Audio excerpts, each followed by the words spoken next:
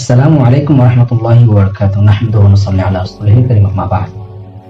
আজকের আলোচনা বিশেষ করে ওই যুবক বা ওই শ্রেণীর মানুষদের জন্য যারা পাপ কাজ ছেড়ে ভালো হওয়ার জন্য অক্লান্ত স্ট্রাগল করে যাচ্ছেন কিন্তু সফল হতে পারতেছেন না।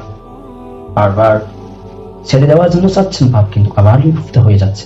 মনে রাখবেন, পাপ করা বা গুনাহ করা এটা কিন্তু নট ডাজন্ট ম্যাটার, কিন্তু তাওবা করা লাগবে।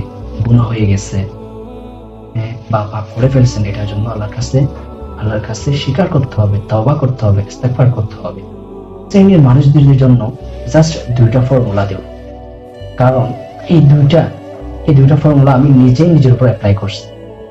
আমি উপকৃত হয়েছি, ইনশাআল্লাহ আপনারাই উপকৃত হবেন। একটুখানি চেষ্টা করা লাগবে। চেষ্টা আমাদের পক্ষ থেকে হতে হবে, পূর্ণত আল্লাহ দিবে। কারণ আল্লাহ তাআলা যাকে চান তাকে হেদায়েত দিতে পারেন, যাকে চান তাকে গুমরাহ করতে পারেন। আরেকটা বিষয় দেখুন, এর উপরে অনেক বড় বড় ইসলামিক স্কলারদের লেকচার রয়েছে, এটা আমি জানি, কিন্তু আমার মনে হচ্ছে এই দুইটা ফর্মুলা সবচাইতে আসান। আর যদি একটুখানি চেষ্টা করেন অবশ্যই আপনারা পারবেন এটা, কিন্তু চেষ্টা করা লাগবে হালকাটুকু। দুইটা ফর্মুলার মধ্যে এক নম্বর হচ্ছে ইস্তেগফার। ইস্তেগফার আমাদের বেশ থেকে বেশ করা লাগবে। ইস্তেগফার নিয়ামতকে বৃদ্ধি করে। আমি ইস্তেগফারের যদি ফায়দা বলতে যাই, গুণ বলতে যাই, তাহলে হাদিস কোরআনে তার ভরি ফায়দা সমূহ রয়েছে। আমি জাস্ট কোরআন থেকে ছোট একটা আপনাদেরকে ক্লু দেব। দেখুন, ইস্তেগফার এটা আপনার প্রতিটা জীবনের প্রতিটা সাইডে প্রতিটা পয়েন্টে আপনাকে হেল্প করে। ইস্তেগফারে কি রয়েছে, অবদান রয়েছে। আল ইস্তেগফারু বারাকাতুন আযীমা। ইস্তেগফার করা লাগবে আমাদের। আমরা আসুন তার উচ্চ ইস্তেগফার যে নিয়ামতকে বৃদ্ধি করে, আমাদের জন্য যে বরকতময়, এটার উচ্চ আমরা কোরআন থেকে শুনি। নূহ আলাইহিস সালাম তার কওমকে বলতেছেন, কোরআনের মধ্যে আছে ফাকুল তুস্তাগফিরু ইন্নাহু কানা গফফারা। তোমরা ইস্তেগফার, নূহ আলাইহিস সালাম তার কওমকে বলতেছেন তোমরা ইস্তেগফার করো তোমাদের প্রতিপালকের নিকটে তোমরা ইস্তেগফার করো, ইন্নাহু কানা গফফারা, নিঃসন্দেহে সে ক্ষমাশীল। সাথে সাথে আরো দেখুন, যারা ইস্তেগফার করবে তাদের জন্য কি রয়েছে, তাদের জন্য উপহার রয়েছে। আল্লাহ তাআলা তাদেরকে কি দিবেন দেখুন, আরো বলতেছেন ইউরসিলিস সামা আলাইকুম মিদরারা। ইউরসিলিস সামা আলাইকুম মিদরারা, আল্লাহ তাআলা তাদের উপর প্রচুর বৃষ্টি বর্ষণ করবে। যে বৃষ্টি বর্ষণ হলে ফল ফলাদি হবে, সেখান থেকে মানুষ কি করে, রিজিক গ্রহণ করে। তাহলে ইস্তেগফারের বদলে আপনারা নিয়ামত পাচ্ছেন, রিজিক পাচ্ছেন। শুধু তাই নয়, আরো রয়েছে আপনাদের জন্য ওয়ায়ুমদিদুকুম বিআমওয়ালিন ওয়া বানিনা, বিআমওয়ালিন ওয়া বানিন। আল্লাহ বলতেছেন আমি তাদেরকে ওয়ায়ুমদিদুকুম, আমি তোমাদেরকে দেব, উন্নতি দেব তোমাদের কোথায়, ধন সম্পদে, ওয়া বানিন, সন্তান সন্ততির মধ্যে আমি তোমাদেরকে কি দেব, উন্নতি দান করব।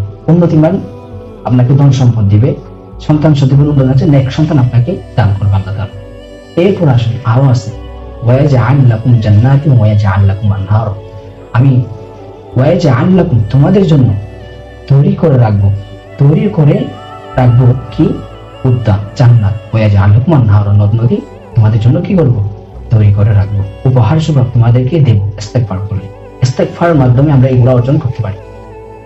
এরপর আল্লাহ তাআলা বিস্ময়ে বলতেছেন মা লাকুম লা তারজুনা লিল্লাহি ওয়াকারা। তোমাদের কি হলো যে তোমরা আল্লাহর ওয়াকারকে, মহিমাকে ভয় পাও না? তোমরা আল্লাহর ওয়াকার মহিমাকে ভয় পাও না? আল্লাহ তাআলা তাআজ্জুব হয়ে বলছে। দেখুন, আল্লাহকে ভয় করতে হবে, তখন আপনার মধ্যে ভিন্ন একটা ফিলিংস তৈরি হবে। এরপর আসুন আমি আরেকটা আয়াত থেকে ইস্তেগফারের বিষয়টা শুনুন। এই যে ওয়ামা কানা আল্লাহু লিউআযিবাহুম ওয়া আনতা বিহিম ওয়ামা কানা আল্লাহু মুআযযিবাহুম ওয়া হুম ইস্তাগফিরুন। তৃতীয় অংশটা আমার এখানে পয়েন্ট, ওয়ামা কানা আল্লাহু মুআযযিবাহুম ওয়া হুম ইস্তাগফিরুন। আল্লাহ তাআলা এমন নয় যে মুআযযিবাহুম, আল্লাহ তাদেরকে শাস্তি দিবেন যে অবস্থায় তারা ইস্তেগফার অবস্থায় রয়েছে, মানে যেমন অবস্থায় তারা ইস্তেগফার করে, ইস্তেগফাররত অবস্থায় আল্লাহ তাআলা শাস্তি দিবে, এমনও নয়। তাহলে আমরা এখান থেকে বুঝতে পারি ইস্তেগফারের কতটুকু গুরুত্ব রয়েছে, কতটা ফায়দা রয়েছে। জীবনের প্রতিটা সাইডের মধ্যে ইস্তেগফারের অবদান আছে, ইস্তেগফারের ফজিলত রয়েছে। সুতরাং আমাদের ইস্তেগফার করা লাগবে। দেখুন, একবার আসুন আমরা ইস্তেগফার কেমনে করবো। আমরা যারা করতেছেন না, যারা টোটালি ইবাদত করতে পারেন না, তারা টার্গেট করুন, সকালে জাস্ট 100 বার পড়ুন, প্রাথমিকভাবে বিকালে 100 বার পড়ুন। এটাই তো না পারেন, তাহলে আপনারা পুরো দিন 24 ঘন্টার মধ্যে 100 বার ইস্তেগফার করুন, 100 বার ইস্তেগফার করুন। এরপরে ধাপে ধাপে আপনি ওটার পরিমাণ বাড়ান। 100 থেকে যখন 100 আপনার মানে কি হচ্ছে, ক্লিয়ার ভাবে হচ্ছে, রেগুলার আপনি ইস্তেগফার ওই ডেলি 100 হয়ে যাচ্ছে, তখন আপনি বাড়াই দেন, 200 করেন, 300 করেন, 400 করেন, 500, 600, 700, 800, 900, 1000। যখন আপনার সকালে 500, বিকালে 500 হবে, এই পর্যায়ে যখন আপনি চলে যাবেন, দেখবেন আপনার মধ্যে এই পরিবর্তন আসতেছে অটোমেটিক। ইস্তেগফার করুন। 2 নাম্বার যেটা ফর্মুলাই হচ্ছে 24 ঘন্টার 24 হোর্স। এই 24 ঘন্টার একটা কি করুন, একটা লিস্ট তৈরি করুন। আপনি 24 ঘন্টার মধ্যে কয় ঘন্টা খানার মধ্যে ব্যয় করতেছেন, আর হচ্ছে আপনার পড়াশোনার মধ্যে ব্যয় করতেছেন, ব্যবসার মধ্যে ব্যয় করতেছেন, আর কয় ঘন্টা ঘুমার মধ্যে ব্যয় করতেছেন, আর কয় ঘন্টা আপনার পাপ কাজে ব্যয় হচ্ছে সময়টুকু, এটা লিস্ট করুন। আর ভালো কাজে কতটুকু ব্যয় হচ্ছে এটা লিস্ট করুন। দেন এর পরের দিন আপনি কি করবেন, দেখবেন আপনি দেখতেছেন পাপ কাজের মধ্যে অনর্থক সময় বা অনর্থক কাজের মধ্যে ব্যয় হচ্ছে আপনার 5টা ঘন্টা বিয়ে হয়েছে, বা 6 ঘন্টা বা 10 ঘন্টা আপনার বিয়ে হয়েছে 24 ঘন্টার মধ্যে। আপনি এরপরে টার্গেট হচ্ছে আপনার 10 ঘন্টা থেকে যে আপনি পাপ কাজের মধ্যে যে অনর্থক কাজের মধ্যে আপনি যে 10টা ঘন্টা বিয়ে করছেন, এটা এরপর দিন আপনার যে কোনো পর্যায়ে 8 ঘন্টা কমে ফেলতে হবে। 10 ঘন্টা বিয়ে হয়েছে, এরপর দিন আপনি 9.5 ঘন্টার মধ্যে নিয়ে আসুন, 8 ঘন্টা। এটা আপনি চাইলে পারবেন, ছোট্ট একটা কাজ। হালকা যদি আমরা স্ট্রাগল বা ট্রাই করি, চৌকান্ন হই, কেয়ারফুলি হই, এটা সম্ভব আমাদের দ্বারা। যদি আমরা এটাইও না পারি, তাহলে আমাদের কি কপালে আছে মহান আল্লাহ তাআলা ভালোই জানেন, আল্লাহু আ'লাম। তেমনি ভাবে নামাজের মধ্যে যারা এই জুমা ব্যতীত কোনো নামাজই অংশগ্রহণ করেন পুরো সপ্তাহের মধ্যে, তাদের জন্য টার্গেট হচ্ছে প্রতিদিন আপনি টার্গেট হচ্ছে 1 ওয়াক্ত নামাজ আপনি পড়ুন। যে কোনো বিনিময়ে আপনার জাস্ট 1 ওয়াক্ত নামাজ পড়া লাগবে, 1 ওয়াক্ত। এরপরে আপনি এইভাবে 5-6 দিন যান, এরপর আপনি 2 ওয়াক্তের মধ্যে নিয়ে যান। এরপরে এরকম কয়েকদিন যাওয়ার পর দেখতেছেন আপনি 2 ওয়াক্ত ফুলফিল হচ্ছে, রেগুলার হচ্ছে, তাহলে আপনি 3 ওয়াক্ত নিয়ে যান।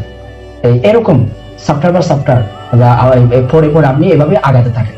যখন আপনার 5 ওয়াক্ত হয়ে গেছে, জামাতের সহিত হোক বা জামাতের সহিত না হোক, যেগুলো আপনার 5 ওয়াক্ত নামাজ আদায় হচ্ছে, যখন হচ্ছে আপনি দেখতেছেন, তখন আপনার কাজ হবে, আপনার টার্গেট হবে এবার আমি জামাতের সহিত নামাজ পড়ব।